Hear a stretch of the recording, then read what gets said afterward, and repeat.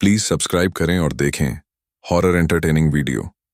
दोस्तों, हम अपने चैनल पर बहुत मेहनत से वीडियो बना रहे हैं। हमें आपकी सपोर्ट की बहुत ज़रूरत है। यूट्यूब हमारी वीडियो की रीच नहीं भेज रहा है। आप लाइक करेंगे और एक छोटा सा ही सही पर कमेंट करेंगे, तभी हमारे वीडियो को प्यार मिलेगा और यूट्यूब की तरफ से रीच मिलेगी। तो कृपया करके एक लाइक और एक छोटा सा ही सही पर कमेंट कर दीजिए। धन्यवाद। दोस्तों, अक्सर आपने कई ऐसी जगहों के बारे में देखा या सुना होगा कि यह जगह भुतहा है। भारत में ऐसा ही एक भुतहा हाईवे NH-44 है जो दिल्ली से हरियाणा की तरफ जाता है। इसका घुमावदार घाट खंड, जहां हवा में एक अजीब सी ठंडक और सन्नाटा छाया रहता है, लोगों की कहानियों में हमेशा घूमता है। लोग अक्सर बताते हैं कि यहां उनके साथ कुछ न कुछ भ्रम या अलौकिक घटनाओं का अनुभव होता है, जैसे दूर से आने वाली फुसफुसाहटें या अचानक गायब हो जाने वाली छायाएं जो दिल की धड़कनें रोक देती हैं। बेटी, क्यों इतनी उदास हो? हमने कहा ना तुम्हें, अगर लड़का अच्छा लगे तो ही शादी करना, वरना हम उसे मना कर देंगे। हाँ बेटी, तुम्हारी मर्जी के बिना हम थोड़ी शादी कर देंगे तुम्हारी। हम पर पापा, अभी मुझे शादी नहीं करनी।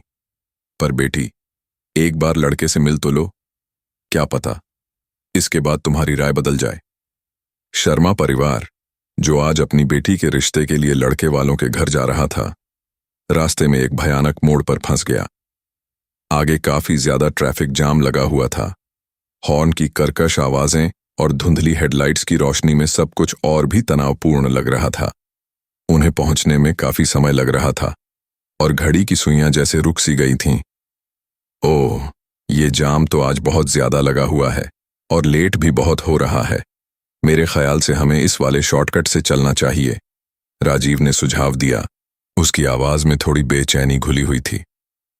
नहीं बेटी, जाम ढलने वाली है, पता नहीं आगे रास्ता कैसा होगा, इसीलिए हाईवे से जाना ही ठीक होगा, मां ने कहा। उनकी आंखों में चिंता की रेखाएं साफ नजर आ रही थीं। मां ठीक कह रही हैं राजीव, तुम हाईवे से ही ले चलो यार। यही तो प्रॉब्लम है आप लोगों की, आप लोग प्रैक्टिकल सोचते नहीं। अरे भाई, शॉर्टकट है, इससे हम जल्दी पहुंच सकते हैं, टाइम बचेगा। सब लोग इसी बारे में बात कर रहे होते हैं कि तभी रिया जोर से चिल्लाई। उसकी चीख में इतना डर था कि कार का माहौल एकदम ठंडा पड़ गया। रिया बेटी, क्या हुआ? मां ने पूछा। दिल की धड़कन तेज हो गई। रिया ने हाथ से इशारा करते हुए कहा, कार के बाहर एक भयानक सी दिखने वाली महिला हमें घूर रही थी। उस औरत का चेहरा पीला, बाल बिखरे हुए और आंखें खाली, जैसे कोई पुरानी भूली बिसरी आत्मा। क्या हुआ, गाड़ी खराब हो गई क्या? राजीव ने पूछा, लेकिन उसकी नजर बाहर पड़ी। अब नहीं, मैं वो सोच रहा था कि किस रास्ते से जाऊं। ये दूसरा रास्ता ठीक है क्या?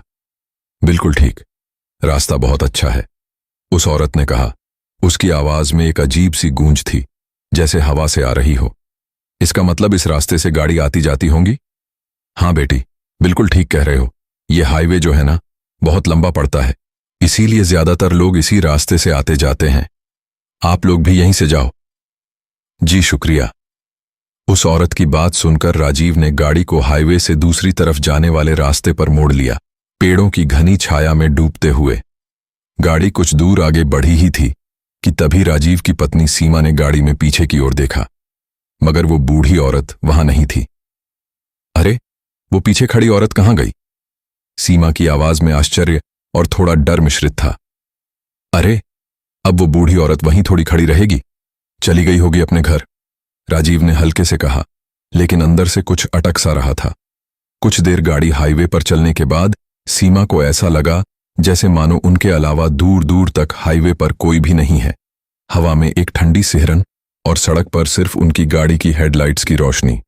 वो अकेले ही हाईवे में आगे की ओर बढ़े जा रहे थे, जहां हर मोड़ पर अंधेरा और गहरा होता जा रहा था। कितनी देर हो गई, पर हाईवे पर कोई भी दूसरी गाड़ी नहीं दिखी। ऐसा लग रहा है मानो इस सुनसान हाईवे से कोई भी आता जाता नहीं है, सीमा ने फुसफुसाते हुए कहा। उसकी सांसें तेज।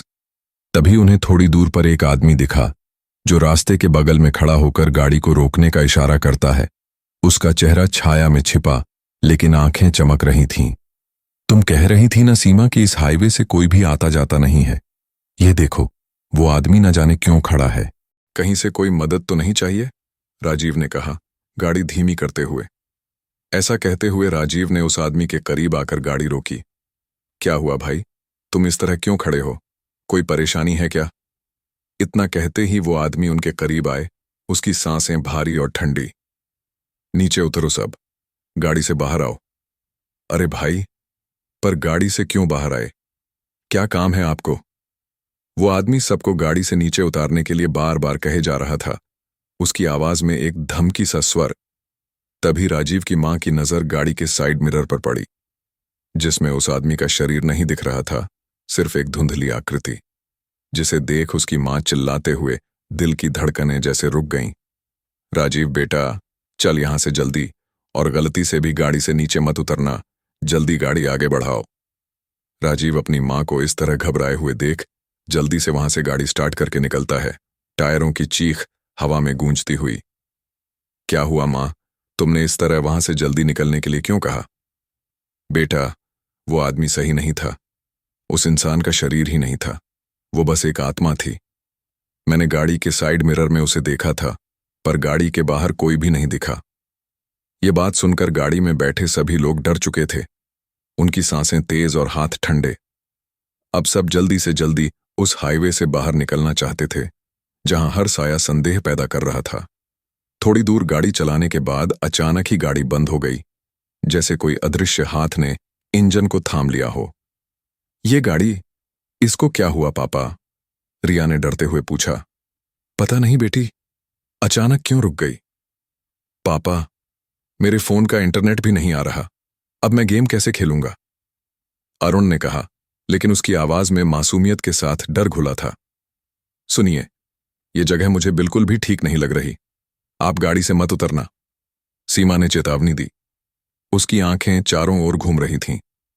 अरे भाई, अगर मैं गाड़ी से उतरूंगा नहीं तो मुझे पता कैसे चलेगा कि इसमें हुआ क्या है? हे भगवान, हम कहां फंस गए? मेरा दिल बहुत घबरा रहा है। पता नहीं क्यों ये जगह मुझे बिल्कुल भी ठीक नहीं लग रही, मां ने कहा, प्रार्थना के शब्द होंठों पर। तभी एक आदमी गाड़ी की खिड़की पर दस्तक देता है।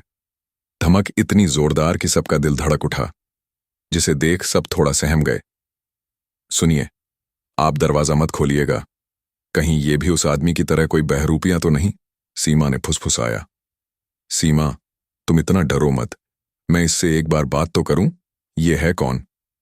इतना कहकर राजीव ने गाड़ी की खिड़की का शीशा नीचे किया। हवा की ठंडी लहर अंदर घुस आई। जी, मैं मैकेनिक हूं, आपकी गाड़ी खराब हो गई है क्या? हाँ भाई साहब, पता नहीं अचानक गाड़ी को क्या हो गया, बीच रास्ते में ही रुक गई और तब से स्टार्ट होने का नाम ही नहीं ले रही। ऐसा कीजिए, आप अपनी गाड़ी का आगे का बोनट खोलिए, मैं चेक करता हूं। उस आदमी की बात सुनकर राजीव गाड़ी का बोनट खोलता है, जबकि उसका पूरा परिवार बहुत ज्यादा डरा हुआ था। हर सेकंड जैसे युग लग रहा था। थोड़ी देर में वो आदमी गाड़ी के बोनट के पीछे से निकल कर आया। गाड़ी ठीक हो गई है, एक बार स्टार्ट कीजिए। मैकेनिक के कहने पर राजीव ने गाड़ी स्टार्ट की तो वो तुरंत चालू हो गया। इंजन की गर्जना में थोड़ी राहत। अरे वाह, गाड़ी तो स्टार्ट हो गई। आपका बहुत बहुत शुक्रिया भाई, हमारी इतनी मदद करने के लिए। आप लोग आगे जा रहे हैं, क्या आपकी गाड़ी में मुझे लिफ्ट मिल सकती है? दरअसल रात होने वाली है, इसीलिए घर जल्दी जाने के लिए इस रास्ते पर आ गया, और अगर आप लिफ्ट दे देते तो और जल्दी पहुंच जाता। अरे नहीं नहीं, हम ऐसे किसी भी अनजान को लिफ्ट थोड़ी दे सकते हैं। ये बात सुनकर वो मैकेनिक वहां से जाने लगा। अरे, हमें तो उस आदमी का एहसान मंद होना चाहिए कि उसने हमारी गाड़ी ठीक कर दी, और तुम हो कि ऐसे बोल रही हो। अगर वो अब भी हमारी मदद नहीं करता तो न जाने हम कब तक यहां फंसे रहते। ठीक है बेटी, उसे बुला लो। सुनिए, आप हमारी गाड़ी में आ सकते हैं। ये बात सुनकर उस आदमी के चेहरे पर एक अजीब सी मुस्कान आ गई, जो दिल को चुभ सी गई। इसके बाद वो सभी गाड़ी में बैठकर जाने लगे, अंधेरे में डूबते हुए। कुछ दूर जाने के बाद उन्होंने देखा, एक आदमी बाइक से उनका पीछा कर रहा है। बाइक की आवाज हवा में गूंज रही थी। बाइक जब कार के करीब आई तो उसमें बैठा आदमी वही था जो थोड़ी देर पहले मिला था, जिसे देख सब डर गए थे। उनकी सांसें रुक सी गईं। अरे, ये तो वही आदमी है जो थोड़ी देर पहले मिला था। हे भगवान, पता नहीं क्यों यह आदमी हमारा पीछा कर रहा है। हाँ, इस हाईवे पर अक्सर कुछ छलावे होते रहते हैं। छलावे किसी भी आदमी का रूप लेकर आपकी जान तक ले सकते हैं। हो सकता है ये आदमी भी छलावा हो। ये बात सुनकर सबके मानो होश उड़ गए। डर की लहर पूरे शरीर में दौड़ गई। आप लोग डरिए मत, बस किसी भी तरह से उस छलावे को चकमा दे दीजिए। गाड़ी को थोड़ा तेजी से भगाइए। आगे थोड़ी दूर पर 2 रास्ते हैं, जिसमें बाएं ओर के रास्ते पर आप गाड़ी मोड़ लीजिएगा। उस मैकेनिक की बात सुनकर राजीव ने बिल्कुल वैसा ही किया, गाड़ी की स्पीड बढ़ाते हुए, जिसके चलते थोड़ी देर बाद वो आदमी दूर दूर तक कहीं नहीं दिखा, लेकिन दिल की धड़कनें अभी भी तेज थीं। शाम ढल चुकी थी और धीरे धीरे रात होने लगी। आसमान में तारे चमक रहे थे, लेकिन हाईवे पर अंधेरा गहरा। सब लोगों को बहुत जोर से भूख लगी थी। पेट की गुड़गुड़ाहट डर को और बढ़ा रही थी। पापा, बहुत जोर से भूख लग रही है, या आगे कहीं खाना मिलेगा? हाँ, आगे एक ढाबा है, आप लोग वहां पर कुछ खा सकते हैं। मैकेनिक के कहे अनुसार ही थोड़ी दूर पर एक ढाबा था, जहां से खाने की महक आ रही थी। ढाबे पर अच्छी खासी भीड़ थी। सभी लोग वहां बैठकर खाना खा रहे थे। हंसी मजाक की आवाजें सुनाई दे रही थीं। इतने लोगों को देखकर सभी के मन को थोड़ा सुकून मिला, जैसे लंबे अंधेरे के बाद रोशनी। चलो, काफी देर बाद लोग तो दिखे, यहां खाना खाकर थोड़ी देर आराम करके निकल जाएंगे। सुनो, तुम लोग कुछ ऑर्डर करो, मैं थोड़ी देर में फ्रेश होकर आता हूं। सभी लोग टेबल पर बैठे खाने का इंतजार कर रहे थे कि तभी अरुण ने अपनी जेब से फोन निकाला और अपनी वीडियो बनाने लगा। जैसे ही उसने फोन में देखा, उसके चेहरे का रंग उड़ गया, माथे से पसीना टपकने लगा, आंखें फैल गईं। उसे इस तरह डरा हुआ देख सबको थोड़ा अजीब लगा। क्या हुआ तुझे? अभी तो तू वीडियो बना रहा था, अब क्या हुआ? दीदी, यहां जो दिख रहा है वो कुछ भी नहीं है। क्या? ये क्या बोल रहा है तू? दिखा, भाई इधर दे। ऐसा कहकर रिया ने अपने भाई के हाथों से फोन छीन लिया। लेकिन जब उसने भी फोन के कैमरे में चारों ओर देखा, तो उसे वो पूरा ढाबा खाली दिखा। कोई भी वहां दूर दूर तक नहीं था, सिवाय उन चारों के।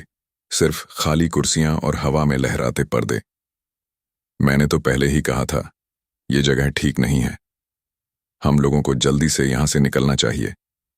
सभी लोग जल्दी से जल्दी गाड़ी तक पहुंचे। दिल की धड़कनें कान में गूंज रही थीं। अरे, पर तुम्हारे पापा तो वहीं रह गए, और वो दूसरा आदमी जो हमारे साथ गाड़ी में आया था, वो भी तो कब से नहीं दिख रहा। तभी राजीव चलते हुए उनके पास आया, जिसे देख सबकी घबराहट थोड़ी दूर हुई। अरे, आप लोग यहां क्या कर रहे हैं? आप सब तो ढाबे पर खाना खा रहे थे ना? पापा, ये जगह बिल्कुल भी ठीक नहीं है। उस ढाबे पर जो भी लोग थे, वो सब कुछ झूठ था। ये बहुत खतरनाक जगह है, हमें यहां से जल्द निकलना चाहिए। ऐसा कहकर सभी लोग गाड़ी में बैठ गए और वहां से चल दिए, अंधेरे में भागते हुए। सब लोग कहां गए और वो ढाबा कहां गया? राजीव को कुछ समझ नहीं आ रहा था, क्योंकि थोड़ी देर पहले जहां ढाबे पर लोगों की भीड़ मौजूद थी, अब वहां कोई नहीं था, सिवाय वीराने के। खाली जगह, हवा में उड़ती धूल, यहां तक कि उसका परिवार भी कहीं दूर दूर तक नजर नहीं आ रहा था। ये सब क्या हो रहा है? मेरे तो कुछ समझ में नहीं आ रहा। कहीं मैं किसी छलावे में तो नहीं फंस गया? दिल में पछतावा और डर की मिली जुली भावना। तभी राजीव ने देखा कि वही बाइक वाला आदमी उसकी ओर आ गया। उसके हाथों में एक डंडा था, जिसे देख राजीव बहुत ज्यादा डर गया। देखो, मेरे पास मत आना, मैंने कहा। मेरे पास मत आना, मैं जानता हूं तुम सच नहीं हो। पर वो आदमी लगातार राजीव की ओर आ रहा था। उसने वो डंडा हाथों में कसकर पकड़ा हुआ था। जैसे ही वो राजीव के करीब आया, उसने उस डंडे से राजीव को छुआ। इसके बाद उसने एक चैन की सांस ली। देखिए, आप गलत समझ रहे हैं, मैं कोई छलावा नहीं हूं। मैं तो कब से आप लोगों की मदद करना चाह रहा था। आपकी गाड़ी के पीछे भी आया, ताकि आप लोगों को सचेत कर सकूं कि इस जंगल वाले हाईवे से ना जाऊं। पर आपकी गाड़ी रुकी ही नहीं। भाई साहब, हमें लगा आप कोई छलावा है, इसीलिए हम आपसे दूर भाग रहे थे। आप सही कह रहे हैं, इस जंगल में किसी पर भी भरोसा करना बहुत कठिन है। कभी भी छलावा आपको अपने जाल में फंसा सकता है और आपका रूप लेकर किसी को भी भटका सकता है। हम लोगों को जल्दी से यहाँ से निकलना चाहिए। सभी लोग जल्दी से जल्दी गाड़ी तक पहुंचे, पर तुम्हारे पापा तो वहीं रह गए। ये बहुत खतरनाक जगह है, हमें यहाँ से जल्द निकलना चाहिए।